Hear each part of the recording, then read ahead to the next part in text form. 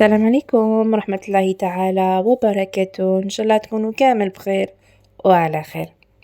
اليوم جيتكم بهاد الغمسة تاع السلق، تجي مجمرة ومعسلة، تجي ما شاء الله وحويرة. تبعوا معايا الوصفة وطريقة التحضير. عندي هنايا كمية تاع السلق اللي كنت دبلته مليح في النجرة تاعي، ولا كنت دبلته مليح حتى دبل ونشوف لي كامل من الماء، نحطو بجاه. وشنو ما نديرولوش الملح، كيما على بالكم بلي السلق هو بحد ذاته مالح، الوغ نيفيتيو شويه الملح. واش عندي هنايا؟ عندي زوج حبيبات طماطيش متوسطين، عندي مغرف طماطم مصبره، عندي ملح، فلفل كحل، راس توم متوسط، وعندي هادوك الريسان تاع فلفل قناوه ولا فلفل دريس، وشويه عكري. هنايا في الطنجره ديالي واش درت كميه تاع الزيت، زدت مع هذيك الدرسه اللي كنت درستها تاع الثوم والفلفل حار دريس. درستهم مع الملح بيان سور، ودوك درتهم في هذاك الزيت يتقلاو لي فوق النار. زدت عليهم هذوك زوج حبيبات طوماطيش مرحيين، وزدت معاهم مغرف طماطم مصبره، باسكو كيما كتشوفوا الطماطيش تاعي ماهيش حمرا بزاف، الوغ زدت معاها طماطم مصبره، وراني نقلي فيهم مليح حتى يتقلاو لي وتتجمر لي هذيك الطماطيش وهذوك التوميتو. ونزيد معاهم التوابل اللي هما فلفل كحل وشويه فلفل عكري. هنا اللي حاب يزيد الحار يزيد، بصح بهذوك الفلفل القناوه يعني جات حويره.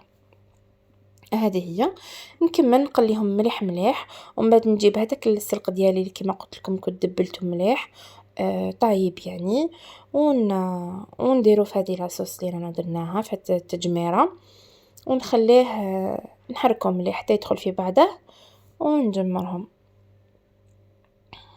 كيما كتشوفوا نخلطوهم مليح مليح. هي وصفة سهلة وبسيطة واقتصادية وتجي بزاف بزاف بنينة. هذه هي، نكمل نوصيهم هكا مليح ونغلق عليها ونخليها تكتك في غردها، يعني عشاء ولا فطور تاع فيت في، يعني تمتم يوجد. انا غطيتها وخليتها تتجمر لي في غردها.